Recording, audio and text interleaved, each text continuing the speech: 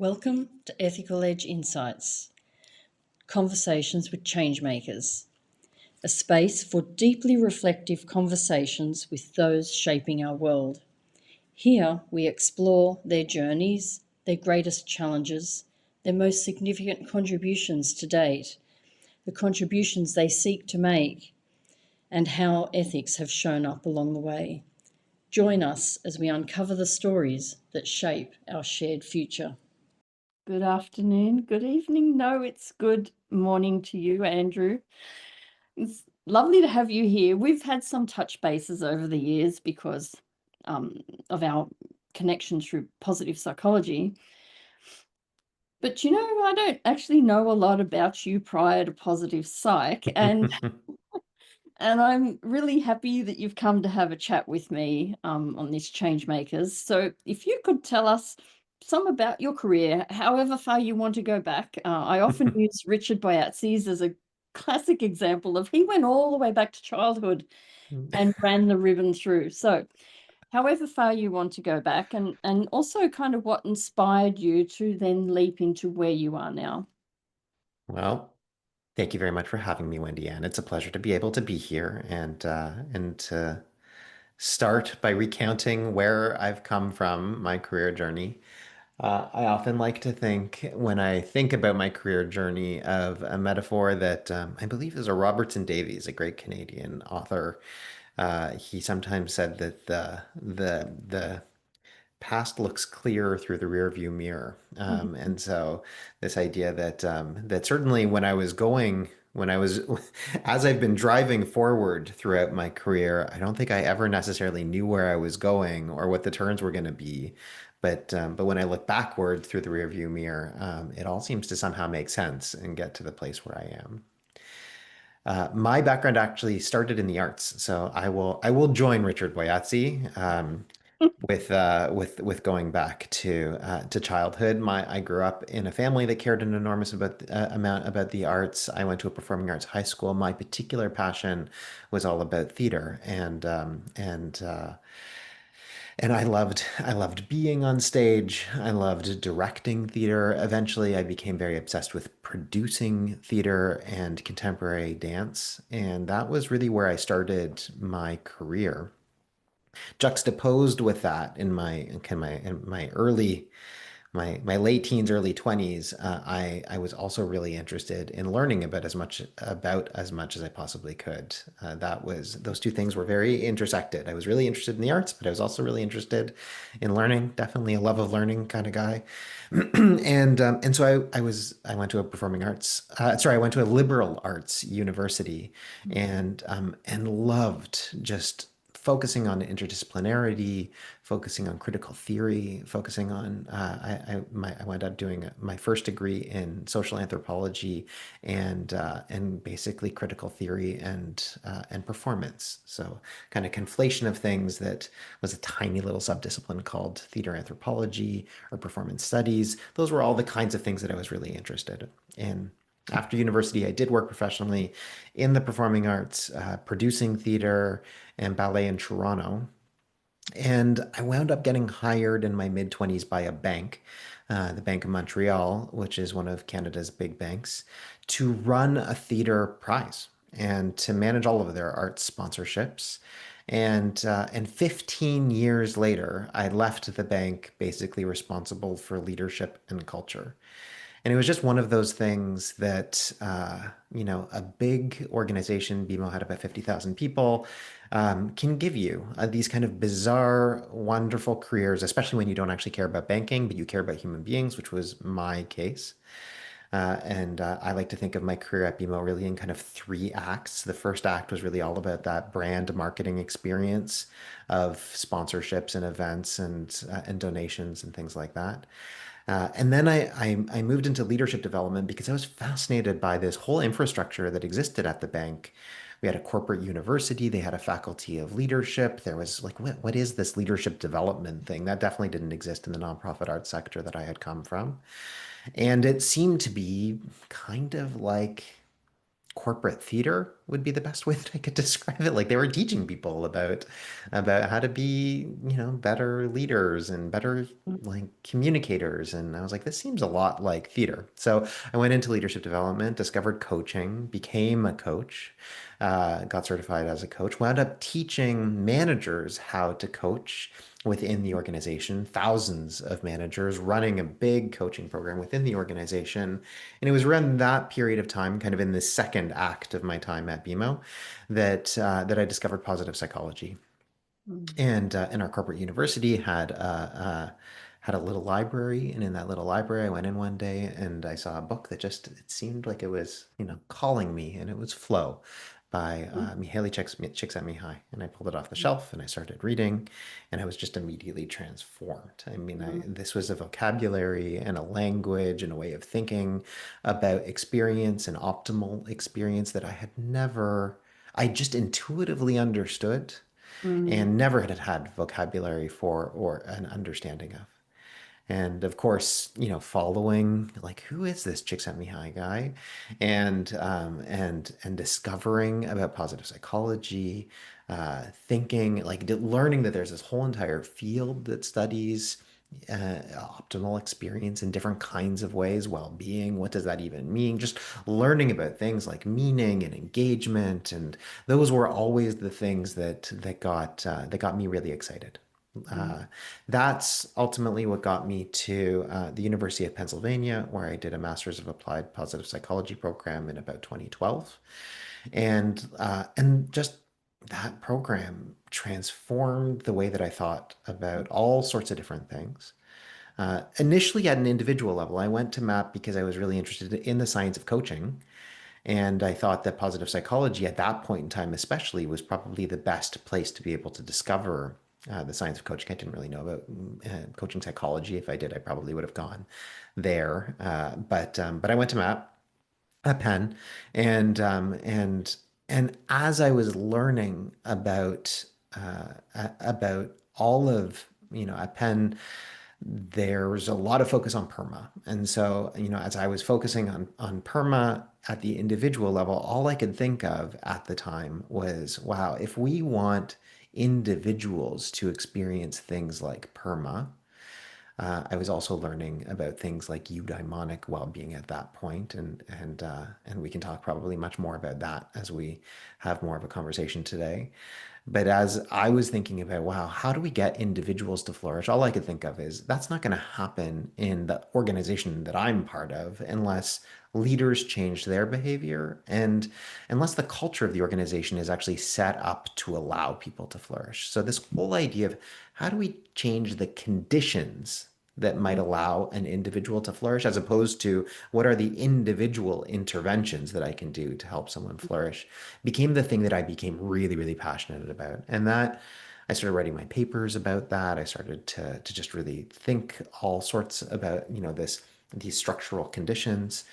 Some of those papers started to go a little bit viral within BMO, and pretty soon I got a call from basically the head of the HR department saying, "Hey, we're trying to do some culture change in this organization, and we're trying to really make a big bet on becoming a human bank. And it Mm. seems like you have some thoughts about what that might mean from a structural perspective. Can you help us lead that culture change initiative?" And so Well, my so what's last, the humanity of the bank? You are the I humanity of know, the bank. there's many things that BMO has done right.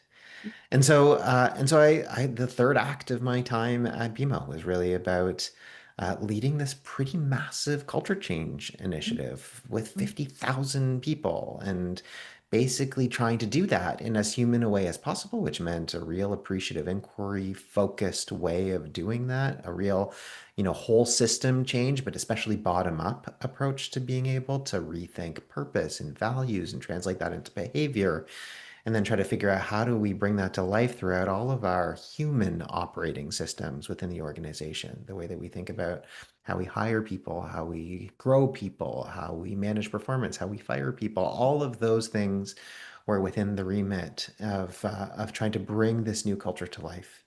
and it was amazing. It was an incredible journey, and by the end of that journey, I wound up leaving the bank and going to work for a small boutique consulting practice that I had actually hired to help me do some of that work at BMO. They are called LRN, and they really focused on culture change in values purpose driven ways. Like that was Mm. really what they focused on, and specifically for the sake of creating more ethical organizations. Mm. And so I did a very similar work in terms of massive scaled culture change at giant corporations and organizations all over the world. So, I worked for places like Apple and PwC, the United Nations, crazy corrupt Brazilian construction companies, all sorts of different places that claim to want an ethical culture Mm. and knew that if they really wanted to do that, they would need a purpose that was bigger than just making as much money as they could, and they would need values that were fundamentally human and elevating as such. And then they would need to translate that into very concrete leadership behavior and culture change and systems and policies. And so I did that for a few years. It was amazing, learned so much. And as I was doing that work, which I would say was much more anchored in moral philosophy than it was in positive psychology, all I could think of was I really want to go back to the things that I was doing in MAP, where I was thinking about things like eudaimonic well-being and perma and flourishing, and try to say, how do we really create, like, use all the other things that I've learned about culture change to really apply in the context of that. And that's when I left LRN and I started Eudaimonic by Design. And for the last 7 or so years, have been focusing on that kind of an advisory practice. How do we design the conditions for eudaimonic well-being? And maybe I'll just pause there. There's a whole other positive psychology story in there that also leads me to a new role. Um, uh, Yeah. but maybe I'll pause there and let you interject. Yeah, no, I was letting you because I knew you would come to current day, but I'm going to lead you to more current day anyway, because I'm listening to your story about theatre, your history in theatre, and I just went, bang, no wonder he was brilliant at IPA at Vancouver when you were hosting all of us. That you were right up your alley. And then I just recently in Brisbane, where you were behind with all the tech people, and you were like luminous. And I'm going, he's like got this thing going on here. And now it all makes sense why you were It's showing all up the theater. way you were, because it's all theatre. It is all theater. And it's true. And it's, I mean, that's even true in the way that I do my advisory work around Eudaimonic by Design. I think about it like theater. Mm. I run that company like a theater company where I think about individual, contracts that I have as shows that I'm trying to cast in the right kind of way. But I also think about that in the work that it takes to design the conditions for eudaimonic well-being in the same way that a director thinks about, all of the components that go into creating a theatrical experience. I think about all the components that go into creating a eudaimonic experience and kind of operate in a very similar way. Theater has served me very well in all sorts of domains throughout my life. It's been an interesting story amongst many of my chats with people when they look back at the history. And some people have the flow through quite solidly, and others find it in the conversation, actually. So all of that is then I just hinted at IPA because that's some of your most recent works. What's happening with you there? Sure. So IPA is the International Positive Psychology Association, which is really the global home for the science of positive psychology and its application in all sorts of different domains. And I have just been appointed as the executive director of IPA. Congratulations. Thank you very much.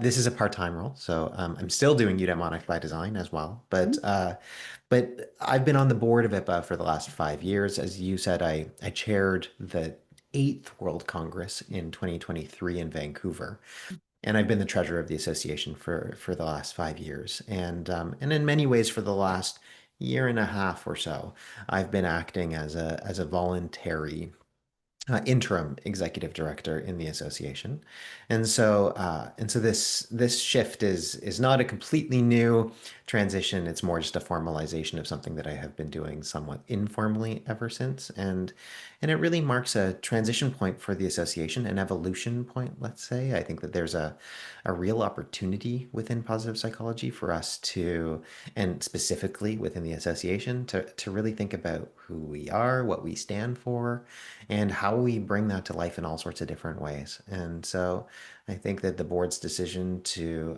have another executive director is is a choice point to be able to say we really need to invest in this field. We need to invest in this association, and there's a lot of really exciting opportunities that are coming down. I agree. I think it's a brilliant move of them, and particularly to put you in that position just now. And, for people who are listening to this and don't know this, that I'm the founder of the Coaching Ethics Forum, and we have our virtual conferences every year. And I've now built an Ethics Beyond the Code course, which is actually taking off in ways I would have loved and hoped, but wouldn't imagine that it'd really happen. So, but I want to say in relation to IPA that, they've been a great supporter of the forum. And it's really, I hope that that relationship that we have between IPA and the forum actually helps bring ethics more alive to the positive psychology, um, well, the people that are engaged in positive psychology, because there's a broad range of type of people that are engaged in it, whether it be coaching or just facilitating or training others. That I hope that that community really starts to really realize, not that they're unethical, but really starts to target in more on ethics. And I hope that the stuff that I'm doing actually helps bring that forward more. Mm. So there's so much to be said about IPA. So it's a great place, but we won't spend too much time there. I want to tap back into some of the works that you're doing in the private space. And one of them is the podcast, which is kind of what led us to have this conversation in the first instance. So could you tell us, first of all, the name, and second of all, what was it that had you land in start doing a podcast? Absolutely. So the podcast is called Meaningful Work Matters, and we're just actually entering into our third year, wow, of this podcast. I just released our 50th episode, which is pretty amazing. The podcast started because of some academic writing that I was doing with Carol Riff. And so Carol and I have collaborated a number of times over the last number of years, largely because if you're thinking about eudaimonic well-being, there's nobody who really is more important within that field than Carol Riff, who really is in some ways the originator of trying to understand what eudaimonic well-being might be. And she hasn't really necessarily focused all that much on the domain of work. And so in our conversations over time, we've been really exploring, what does eudaimonic well-being at work look like? Mm. And eudaimonia is a very complex thing, but a lot of people wind up often pigeonholing it into meaning and purpose. And so one of the pieces that we have written over the last couple of years was about looking at the topic of meaningful work, and being just really curious about what is the impact of meaningful work on our health and well-being. I mean, we think it should be a good thing because meaning is a huge part. Meaning and purpose is a huge part of what eudaimonia is all about, of what well-being is all about, of what perma is all about. It's hard to find a dimension of well-being in that more eudaimonic space that doesn't include meaning and purpose. And so we think that we want meaning and purpose at work. And just from personal experience and from my lived experiences as a consultant, I've known that both in the corporate sector and in the nonprofit sector and in the public sectors that I have had a chance to be able to work and consult, the people who do really meaningful work don't always feel a lot of well-being. They Mm. certainly don't feel happy. they certainly don't feel subjective well-being very much. And in many ways, the actual physical health of people who do really deeply meaningful work is often quite eroded. Now, that's not true for everybody. I mean, there's just, it seems that the more meaning that there is in the work, and the more that there's really a moral dimension to the work that is happening, the more that there's this dark side of meaning, as some of the people within the literature call it, that starts to pop up. And, the short story there is that when we have a great kind of a moral dimension to that work, we want to work really hard. We really invest a lot of ourselves. We become very passionate about it. Sometimes that passion can become obsessive, to use Bob Valloran's term of that. What happens there is that we wind up starting to erode some of the boundaries that are really important, that might protect our well-being in different contexts. What Carrie Olberger might call boundary inhibition, and that starts to lead into a situation where work becomes prioritized much more than other domains and dimensions in our lives. We also care so much about the work that we open ourselves up to exploitation and to alienation within our careers. We go into jobs expecting to be paid less. We'll work more. Of course, we'll show up on the weekend. We'll show up, we will do the extra work because it is so important. That often leads to some regret and some negative affect. That leads to a lot of stress. That often creates the conditions where we are in situations that have us suffer from burnout, and all of that is not good for well-being. No, I'm one of your guinea pigs. I mean, not really, but I'm in that class of people. So resonates with me very well. Yes, there is a decrease of physical well-being. Yes, there is a decrease of psychological well-being. Yes, there's degrees of inhibition of in relation to like being able to keep that balance.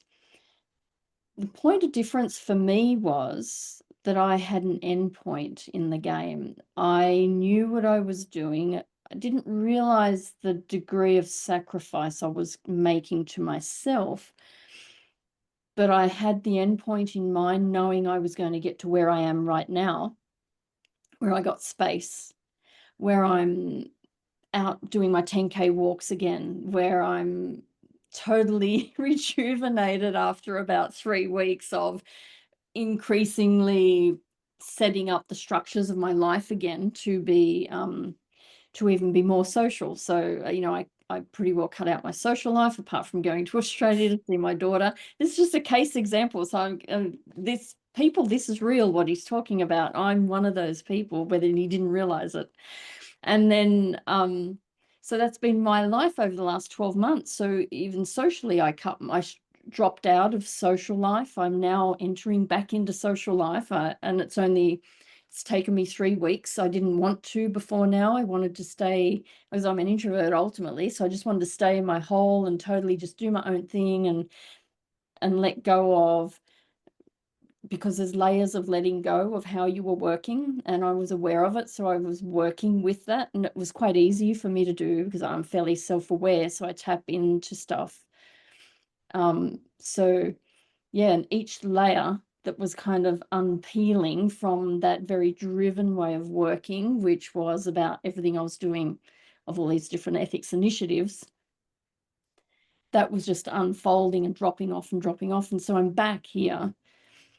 Physical health is going to, that doesn't just rebound. Your muscles have a memory and so forth. So they'll know it's going to come in pretty quick. Now I'm back on it again. But I've also aged a bit in the 12 months because I am getting older like everyone.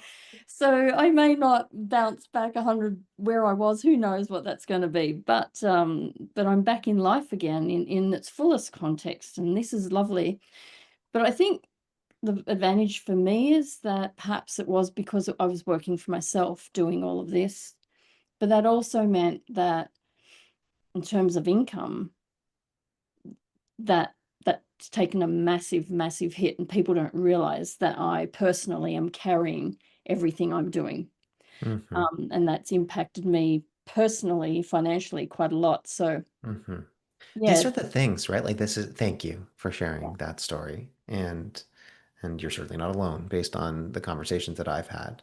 And of course, this is not the story for everybody. There's lots of the more that I dig into this world, and Mm. this is going back to the podcast. This is what the podcast is all about. We want Yeah. to find meaning in our work. I mean, Yeah. it's not that it's a really, everyone should, no matter what your job is, it would be great if we could find, more meaning in our work. Not every, like, God, most work is probably not meaningful.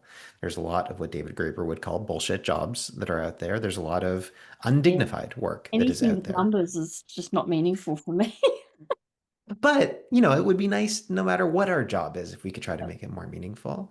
And so meaningful work does matter. Mm. And it really matters how we create the conditions for Yeah. that. And so that's what a lot of this podcast is trying Mm. to unpack this conundrum Mm-hmm. of, the good, the bad, and the ugly of meaningful work. But it's also about trying to talk to people who have a good sense as to what should we be doing about that.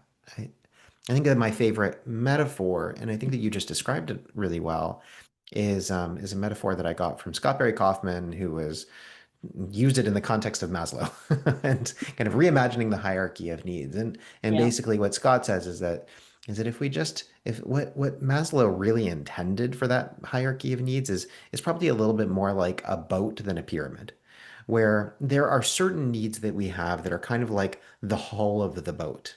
And there are other needs that we have that are kind of like the sails of that boat. Mm. And you need all of them. And there is a prioritization there. And I think this is very true when it comes to meaningful work. And for me, the hull of that boat is decent work. And decent work, as you just described, means, I get paid for it. Like there's a financial security in Mm-hmm. here. Mm-hmm. There's also security in other ways. Like I just know that there's going to be work tomorrow, as opposed to is all the work going to dry up altogether? Yep. There's a sense of freedom. I mean, certainly freedom from psychological or physical harm, but also freedom to be your best self. And I think tied with that sense of freedom is a reality that we want work to give us dignity. Right? We are Mm. not resources, we are humans. And so how do we make sure that the decency of our hulls, of our boats, is structurally sound? Because if it's not, we're just going to be spending all of our time bailing water or drowning, Mm-hmm. especially if we're trying to hold a mast of something like meaning. Like if I have no hull and I'm just trying to hold a giant sail of meaning, I'm going to drown.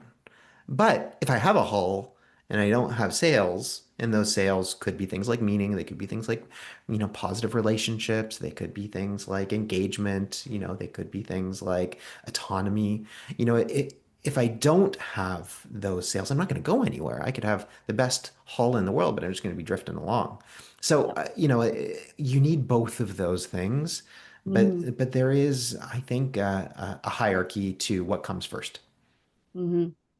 I agree. It's curious that we're on this particular conversation because I've been thinking about myself in relation to this very dilemma that we're talking about now. It's just today, in fact. And I was thinking about how the long days, I'd be up at 5 and might finish 6, 7, maybe 8, depending on where I was in something.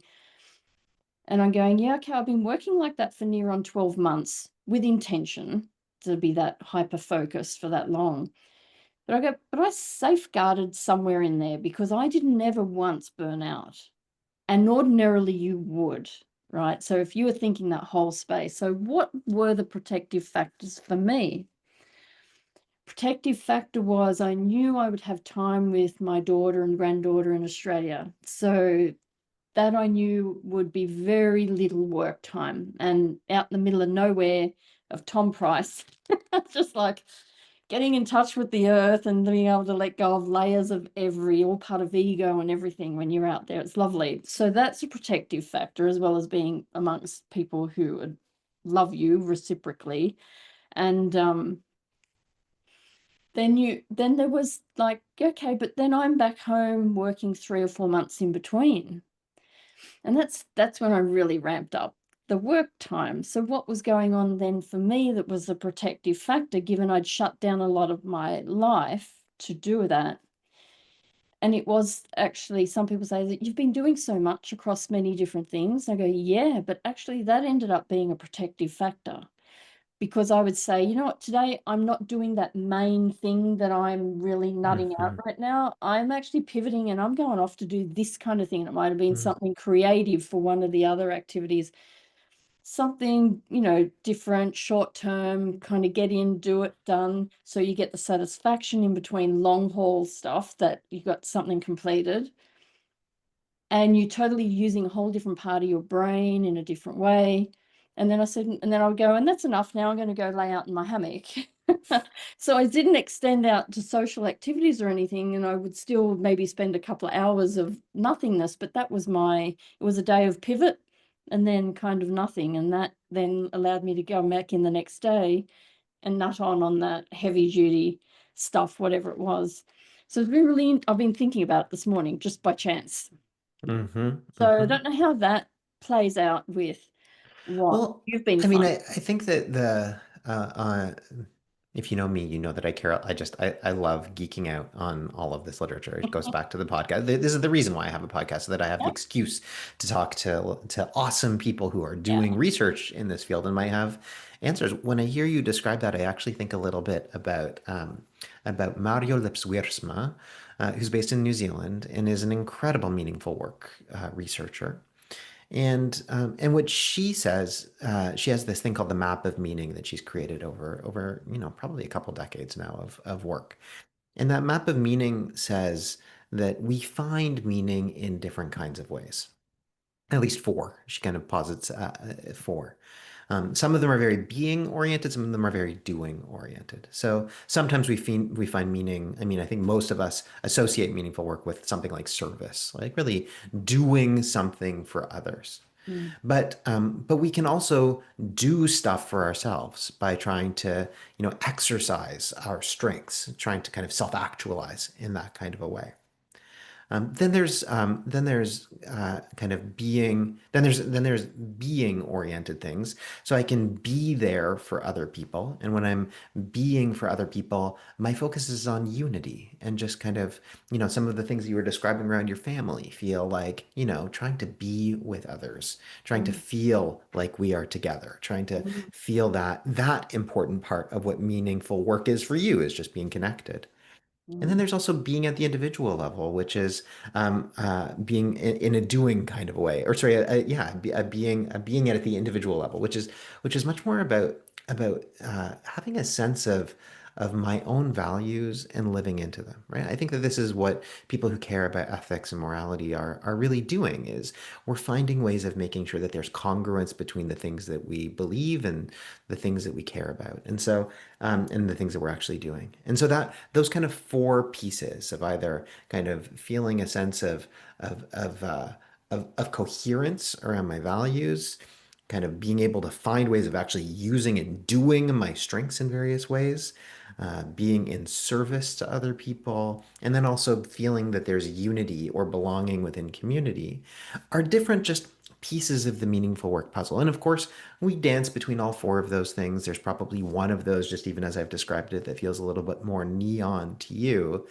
And what Mario would say is that there's always a dance between an ideal and mm, reality.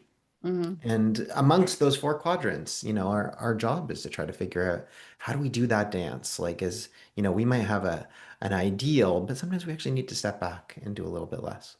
And sometimes we need to step in and do a little bit more. And sometimes we need to move in one direction, even though it's not necessarily as natural. So that's kind of the work is trying to figure out those pieces for yourself, those pieces in teams, those pieces in community, and how they all fit together. And you've spoken to him on your podcast? He's one of the Yeah, people Mario, that yes, I he's have. sorry, yeah, There's a wonderful episode with Mario that where she describes the map of meaning. Yeah. fabulous. So, this next question is a bit odd because when you're asking this of someone who's working in the pos psych space, most Mhm. people will go, there's no way possible you would kind of have challenging stuffs come up in pos psych conversations. I'm like, well, yeah, you would actually. Absolutely. Even if working in the pos psych space, you have challenging circumstances because you're interacting with people, and those differences around things Mhm. about all of us as being unique individuals brings up challenging things. But on a podcast, I imagine, I haven't experienced it yet, actually, for all the chats that I've had, but I imagine there would be times where some conversations throw up some challenges that you got to navigate. Mhm. And I'm wondering if you can recall one that was particularly nutty or challenging to navigate. I mean, there's different things that show Yeah. up when I listen to that question. Sometimes it's about being confronted with an idea that I either disagree with or that I haven't necessarily thought about. And I can definitely think about times when there have been podcast episodes where specific ideas have been thrown out, and I'm like, do I really believe that? Hmm. Um, do I want to challenge that? Is my role right now to challenge that idea or to unpack that idea? And I think that for me has been a tension. There are other, of course, episodes where I don't particularly like the conversation or somebody's talking too much or I don't know how to interject.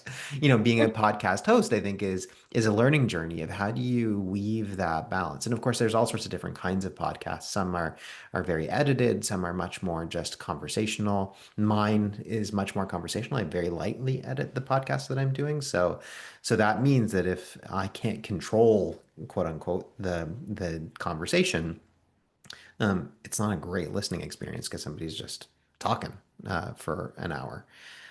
So that's, I think, something that I've had to build some capability around. How do I interject? How do I direct a conversation? How do I try to host a conversation that is not only interesting for me but also interesting from an audience perspective? Those are all the things that I think are learning curves for a podcast host. Yeah, I agree. And just as I said, I haven't experienced one yet. I've realized that I have experienced a particular conversation, not because it didn't provide useful information, but it was about that. How long do I hold the space for this person? Because I like holding the space. So my chats on here, I really give people space to talk. When I want to, I will jump in. Otherwise, I'll let them talk, and depending on where it's going. And I'm not thinking about the listener too much. I'm more engaged in just what's going on with us. But there was one person who would, great storyteller, but they were long stories. And it challenged me to go, oh, when am I gonna, like, I'm not sure where this is gonna land. I don't know this person well enough, so I don't know that that was their way, but I had to. And I remember the first time and I went, just as I just decided to interrupt, they landed with a plonk and I went, oh, that's magic. And I learned very quickly in that conversation to let this person do their thing because they do it and they do it brilliantly. So that challenged me. I had to learn on the spot to really navigate, and starting to make me feel a bit uncomfortable because I'm going, where's this going? But then it all came together. Bang, it was brilliant. Hmm. So that for me was challenging, but it was a growth point for me, in fact, thinking about me as a coach. Well, that's, I think, that as you were talking, I was reflecting back to some of my BMO days and teaching managers about coaching. And one of the things that we would always say is that there's all sorts of different hats of leadership. And sometimes you're wearing a coaching hat, and sometimes Mhm. you're wearing a teaching hat, and sometimes you're wearing a manager hat. And all of those hats are useful and you have to pull them out at different times. Yeah. And I think that when it comes to being a podcast host, chances are both of us love doing podcasts in part because we love coaching. And so this natural inclination to, let the coachee have their say, to let the conversation be driven by them, to be really good listeners at deep levels is something that is probably a natural skill set for us, which also probably makes our guests feel different and at ease and Mm. enjoy being on our podcasts. And at the same time, as a podcast host, we have to wear different hats sometime. And we have to do all of those things that create great relational dynamics that allow someone to be vulnerable and express things. And we also have to be a little bit more directive and think about an audience and think about what we're trying to achieve with Mhm. this and sometimes intervene in different kinds of ways. And Yeah, that can be challenging. it can be. Do you have a particular scenario, without outing anyone, that was that was challenging? And I want to know how you maneuvered around it, like how what Mm. was going on for you when you were thinking.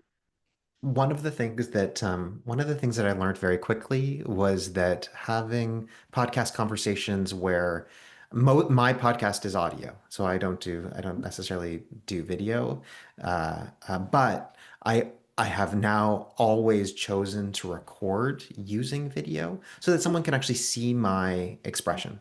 And Mm, so sometimes, hopefully, I can find ways of visually signaling that I want to interject, for uh, example. yeah. And that creates a slightly different way a more natural way of being able to interject. Sometimes I just have to break into the conversation and try to reframe.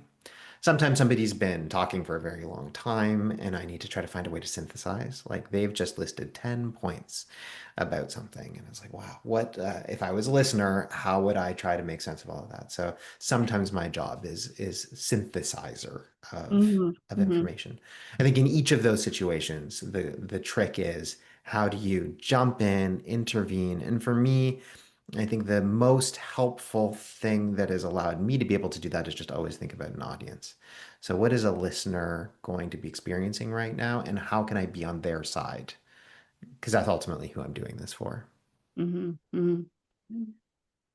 The synthesizing. Sometimes I don't want to synthesize. That's not the place I want to be in. I want to be in the conversation. Mm, I don't want to be sitting with the audience. hmm And I've had to get comfortable with that. The mm, first time I encountered it was with my first conversation with Todd Cashton. And I knew he was going to blow my mind away with a bunch of stuff that I wouldn't be able to hold, because mm. when he gets going, he takes off. And Been there. I get that. And I have an episode with Todd. Absolutely. And he's great at being able to do that. brilliant, absolutely And brilliant. And and sometimes you need to try to figure out how to interject. yeah, exactly. And you do. And I guess that, that for me, that's like, okay, I don't have to capture everything that person said, because let people watch it on replay and capture it themselves, because Mhm, they might find more than I ever possibly could. So it's then just finding the bridge to take it somewhere else. mhm. So I'm going to do that. And I'm going to ask you, when have you been challenged from an ethical perspective? Not just a challenge, which often has ethics embedded in it, but something quite specific, where ethics flew up. And it could be in your podcast or anywhere in your work, across any time. Yeah. I mean, look, I deal with ethical conundrums all the time, which I think all of us do, especially if we can try to bring awareness to it. Uh, and for me, it is often a situation where I'm being confronted with incongruence between something that I believe is really important and some sort of a situation or a need that needs to be dealt with in a business context. So, you know, as a business leader, maybe that looks like I have the opportunity to work with a client that might pay me and want to work with me and is really hoping that I can do work with them. Is it like that? There's a good business opportunity here, but the things that they are doing. So one scenario could be um, literally the content and context of their business is something that I'm kind of fundamentally opposed to. I've been in situations where I've had offers to work with, for example, arms manufacturers in the past, Mm. and I've had to really wrestle with the question of, you know, do I want to work with the defense industry? Is that what I think eudaimonic work is? Am I prepared to do work in that in that specific context. And I'll say that I have worked for organizations in the past. When I worked with the ethics company that I said that I worked with, we had a philosophy that if there was an organization that was in a space, like for example, tobacco, that wanted to try to be more ethical, we would do that work Mm, because it's like great. Like if you're running a tobacco corporation and you want to try to do the right thing, then we should help you try to figure out how to go further up on that curve. Personally, in my experience, I know I don't feel good doing that work.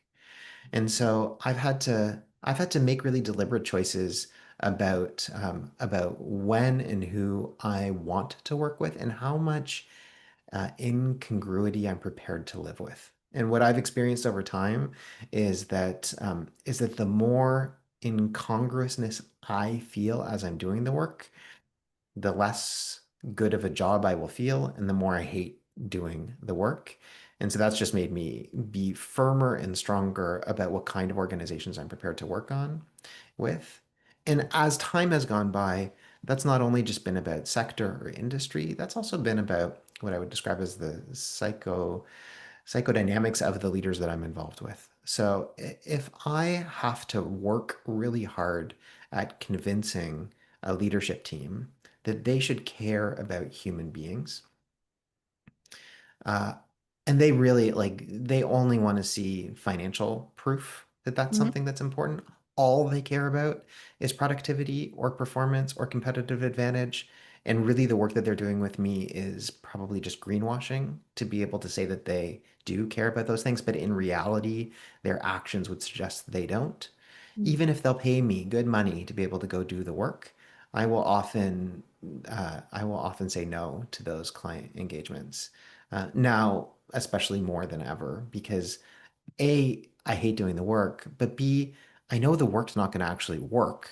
And if anything, it's going to cause moral outrage for the people who they're trying to do that work to, because they're going to feel the incongruence even more by having, the organization say one thing and do something very different.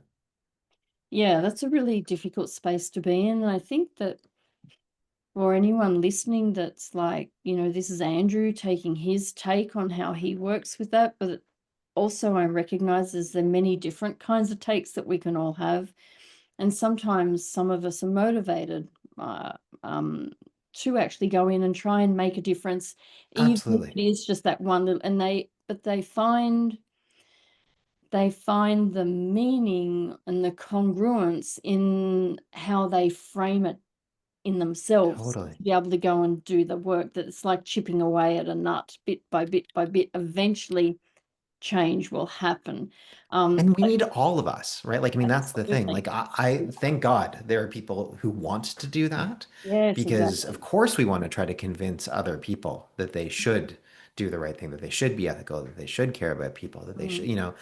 but, um, but I think I've just realized over time that that's not my unique call in the world. Yeah. Yeah, that's fair too. That's fair too. So we're rounding up now on this chat. I want to know, what's your latest book read? Oh, that's a really good question. Um, oh, I'm like, I have to look back and see what my most recent book is. Um, I will say that one of the book that's going to stand out to me right now is Jan Emmanuel Deneuve and George Ward's um, uh, recent book on well-being at work, and um, and I think it's fantastic. If folks don't know about it, this is a book that is the product of this amazing research effort that Deneuve and Ward have done with Indeed over the last, gosh, probably close to 10 years now, that has looked at just millions and millions and millions of data points, measuring a very kind of simplified way of thinking about well-being in corporations, and then analyzing stock performance of over 1,700 companies on publicly traded indexes, Wow. and has shown kind of without a fathom of a doubt that that increasing well-being at work does lead to performance outcomes. And I think that within my time working within positive psychology, there have always been people trying to ask for the ROI of this work. And it's just great to be able to have a single book to point to. Again, I don't feel I'm much more interested in the moral reasons why we should care about this stuff, not necessarily just the ROI reasons. And I also understand that businesses don't run unless they're successful. And so it's really nice to be able to have that story for when we need it, and just to be Yeah. able to say, hey, if you want the proof points, here you go. Here's a book. Yeah. And it's accessible. And I think that they've done a really, really nice job of synthesizing a lot. And I don't agree with everything in there, but I agree with most of it. Yeah. And I think they've, I would encourage anybody who has to sell why well-being matters at work to give a read. Great. So we're going to finish with one more question. If you could tell us what you hope for your podcast and where we can find it. Mhm. So I'll start with where you can find it. You can go to my website, Eudaimonic by Design, or just eubd.ca,